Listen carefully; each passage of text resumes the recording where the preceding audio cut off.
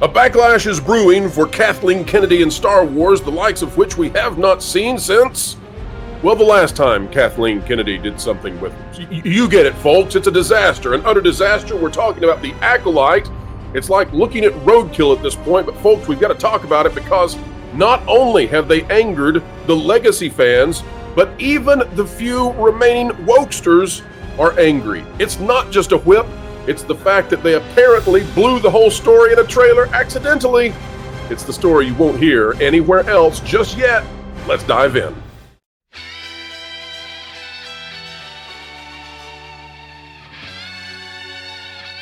Hello, folks. Welcome back to the Pro Channel, where every single day we are here to say, bring entertainment back to the mainstream middle, back to the sensible center, get it away from the divisive stuff that drives away audiences. Hollywood does not want to hear it, but we drag them kicking and screaming to the truth. And of course, you are the power that drives all of that. 70,000 subscribers in just about 17 months, folks. And that's because you are the gigawatts that drive all of this. Thank you to everybody, but without further delay, and folks, maybe a like button click at the same time, let's get right away to the news. This out of Tech Radar, coming out just a few hours ago.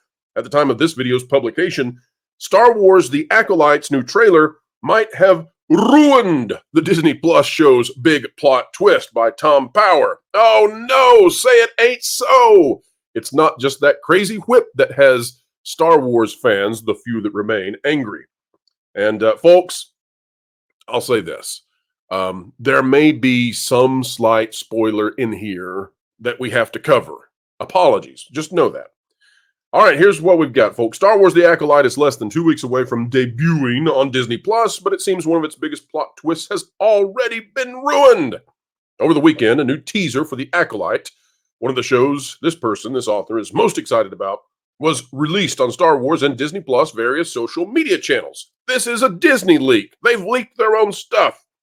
Means they don't care.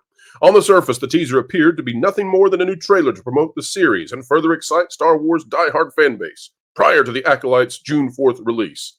Indeed, despite its brief runtime, there's plenty of new footage to pore over, including confirming that fan favorite Jedi Master Vernastra Rowe's lightsaber whip will appear. And yes, folks, we'll get to the whip. I promise. It's coming. The crowd-pleasing reveal, though, is massively overshadowed by a potentially massive story twist that might have been ruined ahead of time, and it's all thanks to the subtitles that accompanied the Acolyte's newest trailer. And here's what it says. So, what have Lucasfilm and Disney accidentally given away? It seems that May, the character played by Amandla Steinberg, who was cast as the Acolyte's lead star in December 2022, is playing twins, with May's sibling being known as Osha. Folks, it's a giant leak. Disney has screwed it up. They've given away the plot. Oh my gosh, except. Folks, you knew about this first because you watched this channel. Go back into the archives, folks, and you're going to find where we cover this, where we make light of the fact that they were going to do this, that it was a Parent Trap style shoot where they were going to have a good girl, bad girl. It's Elsa and Anna. We've told you about this for months. You already knew it. But, folks, I have to say that this author has been devastated by the leak. Now, here is one thing, though, that is worthwhile to mention. The latest teaser, however, suggests that this isn't the case, talking about what was expected with the twins. It seems that Soul has mistaken May for Osha and believes that his actual former apprentice, Osha, is guilty of committing these heinous crimes. In short, Osha is getting framed for murder by her devilish twin sister, who nobody seems to know exists. That's the spoiler. That's the twist. And, well, just goes to show Disney is being lazy with this. Listen, they know a backlash is coming. They know apathy has set in. They're there. And that's why I think they're being lackadaisical with handling all of this. If this was a huge project that they expected to have tremendous response to, they might be more careful. Now, folks, you want to know about the whip, though, right? I mean, you already knew about the twins, even though this is now being confirmed, and folks on the internet who don't watch this channel are learning what you knew months ago. You want to know about the crazy whip. And last night, we had a phenomenal panel. Lorne Connor, the king of Star Wars lore, was on to set the record straight. Let's go now to that panel in case you missed it from the show last night. Folks, this is the kind of Star Wars analysis they just don't have anywhere else. Well, excluding, of course, our friends at Echo Base Network, who do a great job. But let's bring Lorne on right now. All right, let's go to the Acolyte story that, folks, you're going to be very interested in, I believe. And we are going to go to the definitive source when it comes to what in the world is going on. Lorne is ready to dish on lore. All right, here's comicbookmovie.com. Star Wars, the Acolyte TV spot, unleashes Jedi Master Vernestra. Rose, Lord, am I pronouncing this right? Light whip lightsaber. Is that Ro or Rowo or what? How do I say this, Lord? Go with it. I think it's Ro. Okay.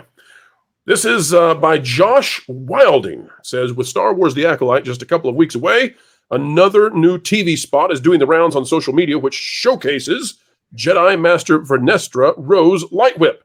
As we first explained on SFF Gazette, it's been established that light whips are a heavily modified lightsaber variant with multiple plasma blades and flexible containment shields.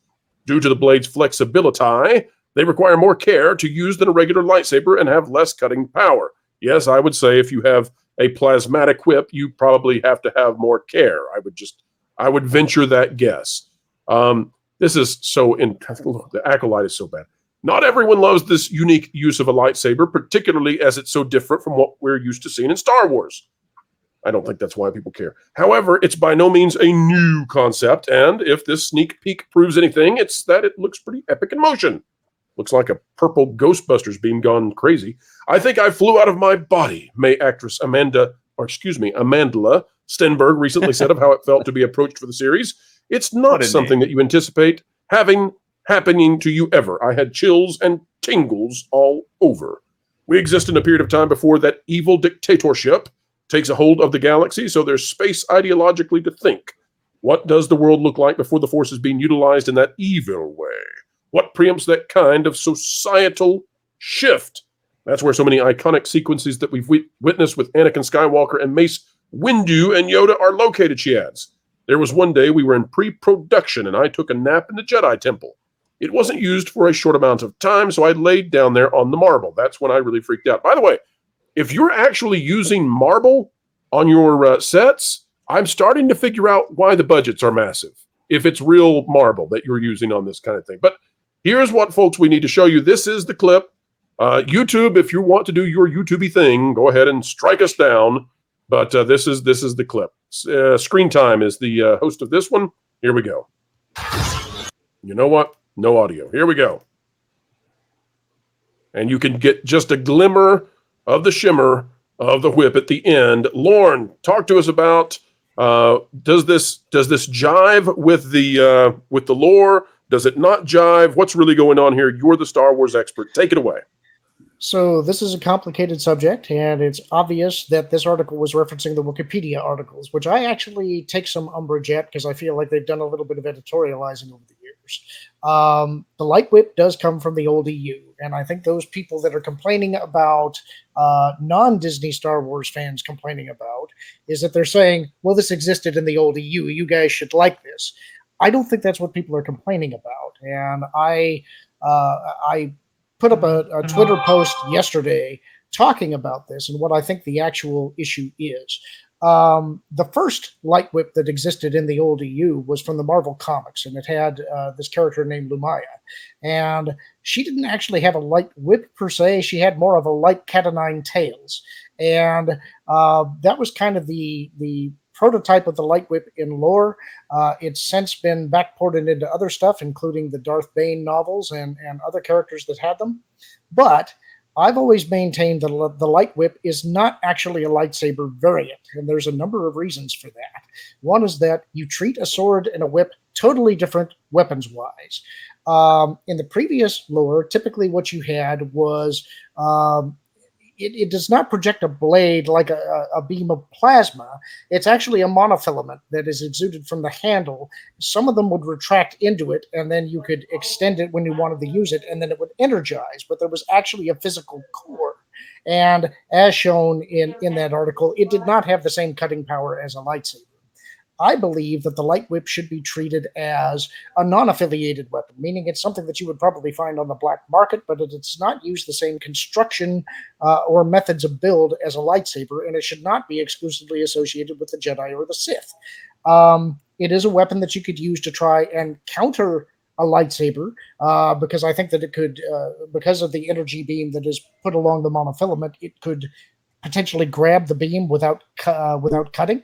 But typically you're not going to use a whip against a sword unless you're very fast. Now, let me get to one final thing about why I can talk about some of this stuff. This here's a whip. Uh-oh. This is these things. I think the thing that people are really complaining about is that even if you don't use a whip or have used a whip, people are really good about spotting when something isn't working right. It's the reason why when you see AI generated or CGI generated faces, you run into the uncanny valley. A whip operates in a very particular way. If you look here, on the body of the whip, you have a thick core that tapers down, and that is really how the construction of the whip works. You have the body of the whip, you have something called a fall, and then you have the cracker. And mine is kind of all the whippersnapper. Yeah, exactly right. And what's happening is that when you're flicking it, it is drawing the kinetic energy down through the body of the whip and increasing it as it goes. And then once you break the sound barrier, that's what gives you your crack. Now, a lot of people, I think that when you're cracking a whip, that it takes a lot of muscle, and you really shouldn't be muscling the whip if you want to get the crack out of it. It actually takes very little force to throw the loop down there and get the crack out of the whip.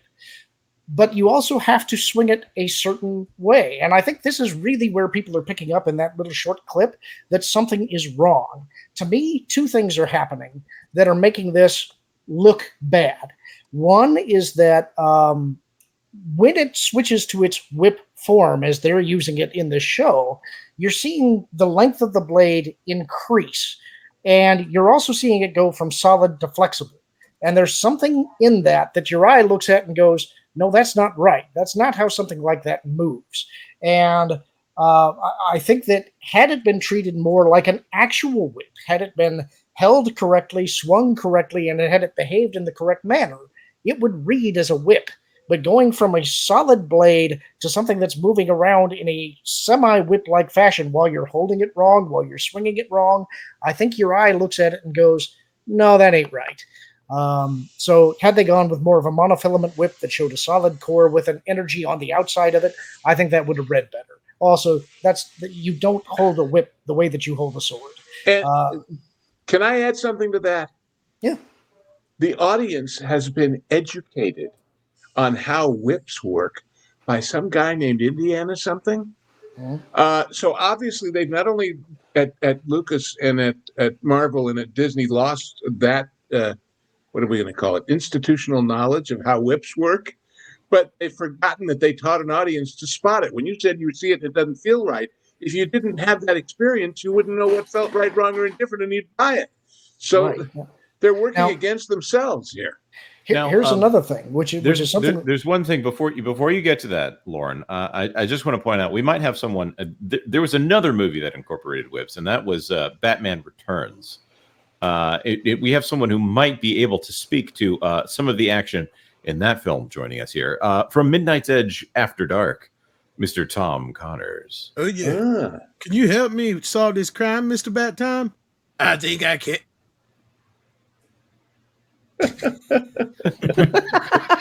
Welcome to the channel, Tom. Sorry, Lauren, you were saying? No, just that there's one other thing that I think is reading wrong to people who are watching that little clip, and that is I think most people think you hold the whip like this, and that's not actually how it's held. This is how you would hold the hilt of a sword, but you actually hold it down here, and you swing it. It works like a swivel. And if you're trying to swing it like a sword, where you're holding this and then you sort of flick it down in the round, that's a great way to lash yourself across the neck. You're going to hurt yourself if you try and make that motion. Yep. So the lady holding this whip, or I think it's a lady, it's such a weird shot. That's the one that's Leslie Headland's wife, correct? Correct. I thought it was a dude. I thought it was Mace Windu. Now, here's one thing that I do want to see, and we're basing all of this on a clip that's maybe 4 or 5 seconds. So I would be interested to see the behind the scenes stuff and see were they actually at some point using a whip on set that they then animate. I don't think we can tell that from this transitional. There is no way that they used an actual whip for that, because it looks so very weird and awkward, it looks cartoony. Can I say, that lightsaber effect does not work in the way that they're adding it onto this thing. Speaking as a director kind of person, if I was going to do this, and if I was just going to have the person wave their arm around knowing I'm going to animate it in later, I would still send that actor off to whip school so that the movement would be accurate to what it should be when they put the whip in. They didn't do that either. Right. Now, what I was going to say, though, is that I agree with you. That's clearly not a whip that they're using in that little 4 seconds. But that's when it's transitioning between a blade to something that they are wanting to look whip-like. I'm curious to see what the longer clips will look like, because if they really want this to look like a whip, it seems to me like they're going to have to animate a whip. And so there may be cuts. There may be a time when they stick something else in her hand. I'd be interested to see that. I don't want to judge this completely off of this little 4 seconds, but I can tell you this 4 seconds looks awful. And I think that's what people are complaining about.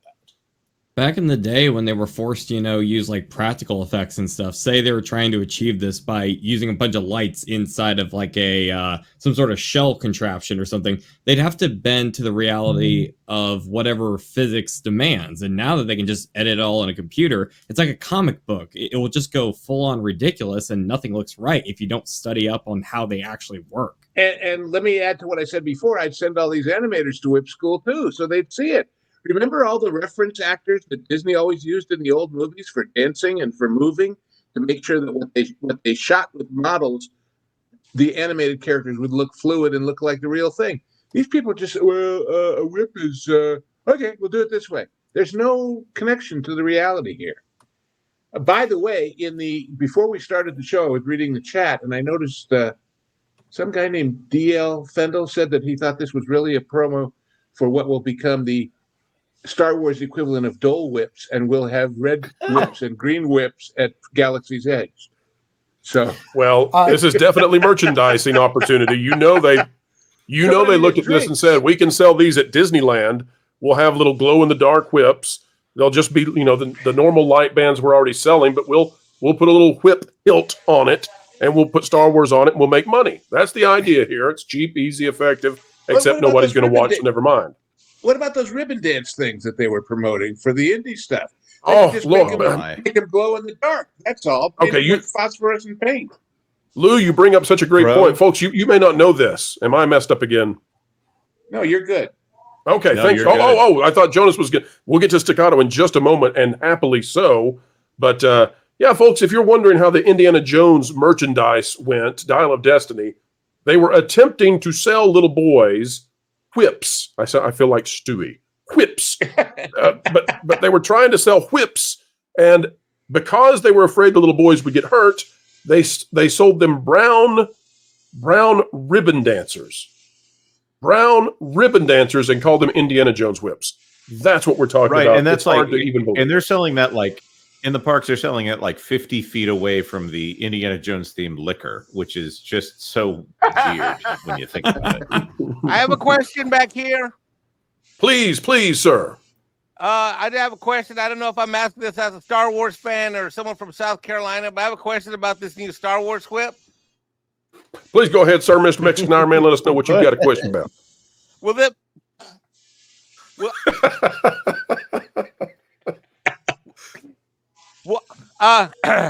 Serious question. Will this whip enable the Jedi Masters to keep the Jedi younglings on the Jedi plantation? Oh, gosh. All right, folks. Mexican Iron Man has got us in trouble with YouTube. You don't know what you're going to get. You don't know what folks, you're going to get. We're in deep trouble. We'll be right back, folks.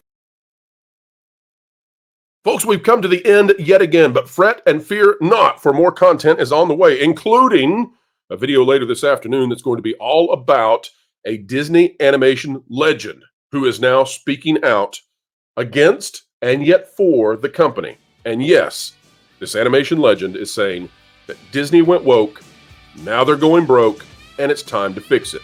There's a twist, though, to what he has to say that adds a new wrinkle to everything we've been reporting on. I cannot wait to bring you that report. 3:30 p.m. Eastern. We'll see you there. Folks, on the way out the door, consider clicking the like button. Share, subscribe, click it, stick it to the algorithm, it's the notification bell. Drop a comment down below. Join a community dialogue, and we would love to read what you have to say. We cannot respond to every single comment. There's no way. But we do try to read many, most, a host of them, that's for sure. Folks, thank you again for 70K subscribers. You mean the world to us. You are seen, you are appreciated. You are everything that makes everything we do possible. And for that, we must say a huge thank you. Folks, wherever you are and whatever you're doing, keep learning, keep growing. And as always, keep having fun. This is Wilton the Troll reporting for That's Park Place, and I'm surrounded by loving and adoring people who are peacefully trying to make sure that poor kids aren't cold in the winter.